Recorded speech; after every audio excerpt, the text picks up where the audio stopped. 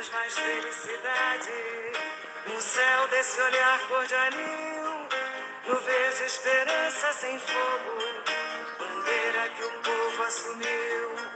No verde esperança sem fogo, bandeira que o povo assumiu.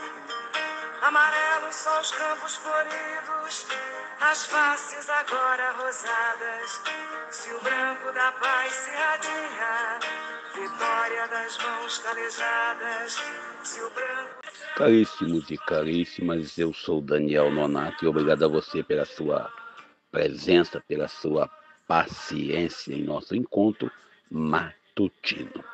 Lembrando que hoje nós estamos no dia do julgamento, na votação, a decisão final, é o primeiro dia depois da oitiva dos advogados e defensores aí da quadrilha golpista brasileira.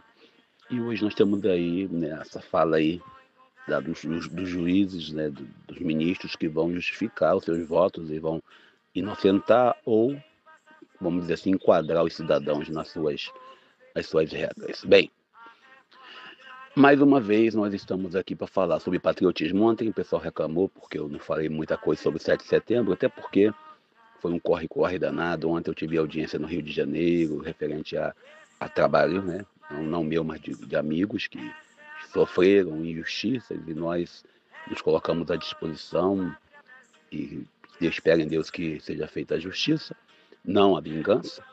Mas a gente não teve tempo de conversar direitinho, mas hoje nós queremos olhar para o 7 de setembro, que o evangelho de hoje, né? É Lucas capítulo 6, versículo 12 ao 19. Bem, em 7 de setembro, em Aparecida, milhares de pessoas caminharam na 38ª Romaria dos Trabalhadores e Trabalhadoras.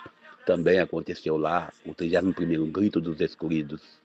Ali se gritava por soberania, justiça social, dignidade. Ali estava o verdadeiro patriotismo que nós estávamos, né? Eu estava lá contra as caras 6x1, por exemplo.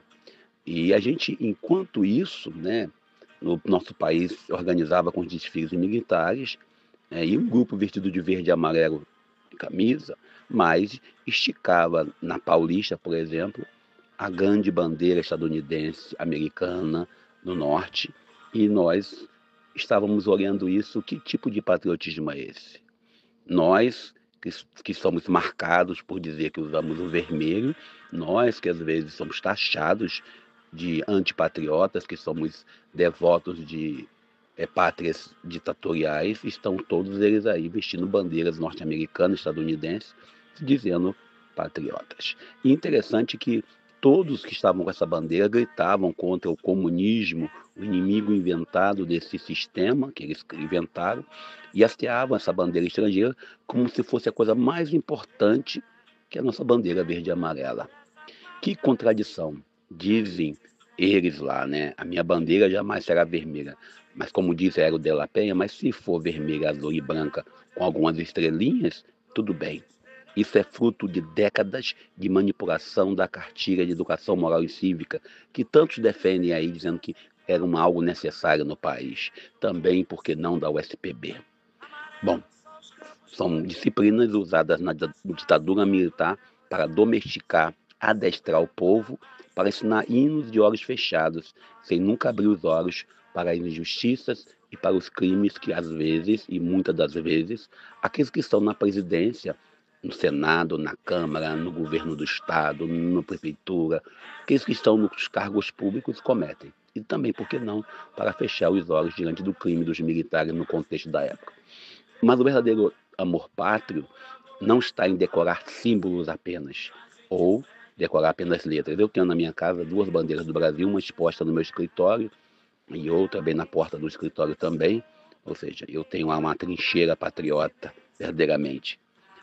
A verdade é que os símbolos estão aí para representar e para nos lembrar, defender a vida concreta de quem acorda cedo, pegar o ônibus lotado ou Japeri, aqui na minha querida cidade do Rio de Janeiro, no estado do Rio de Janeiro, e ainda encontrar forças para lutar.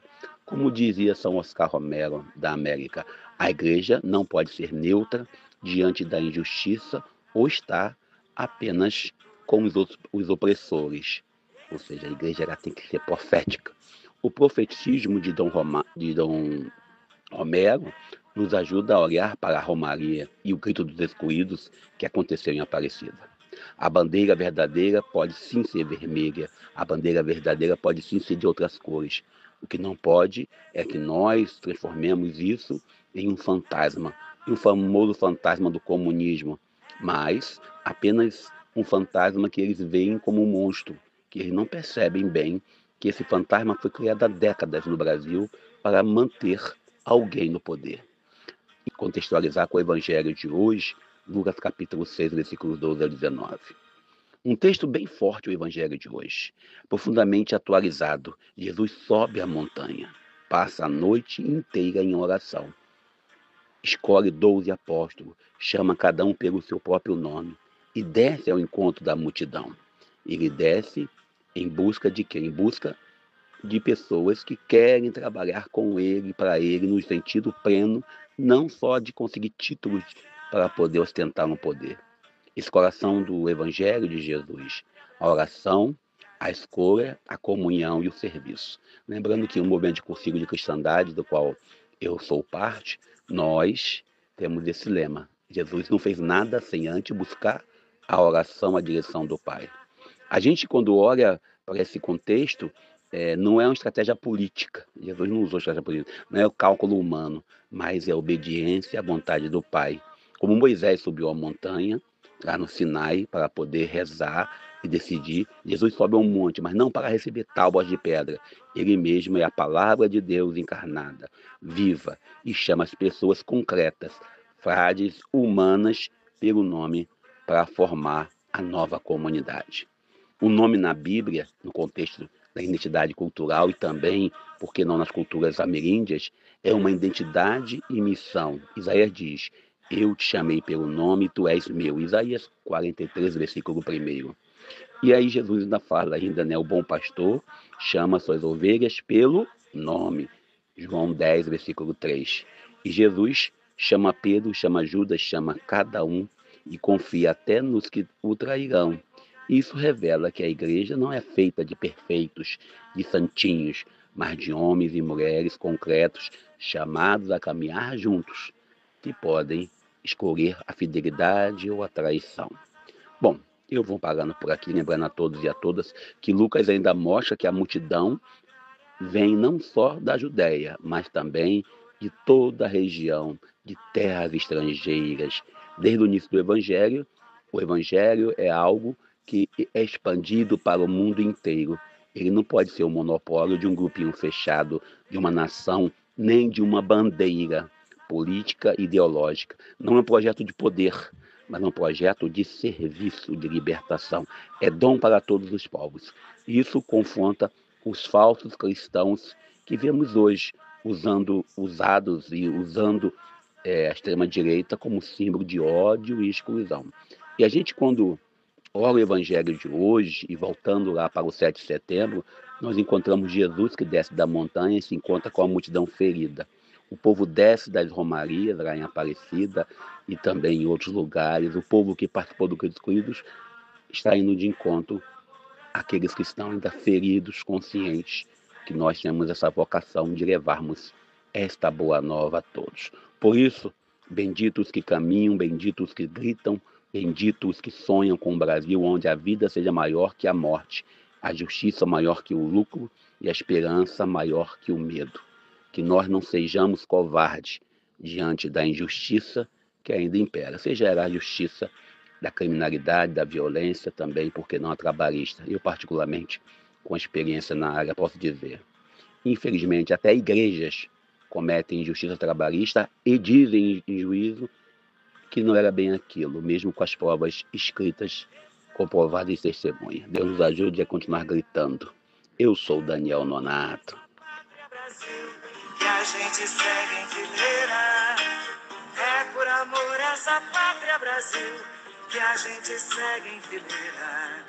Queremos mais felicidade, no céu desse olhar cor de anil, no verde esperança sem fogo, bandeira que o povo assumiu. No verde esperança sem fogo, bandeira que o povo assumiu. Amarelos são os campos.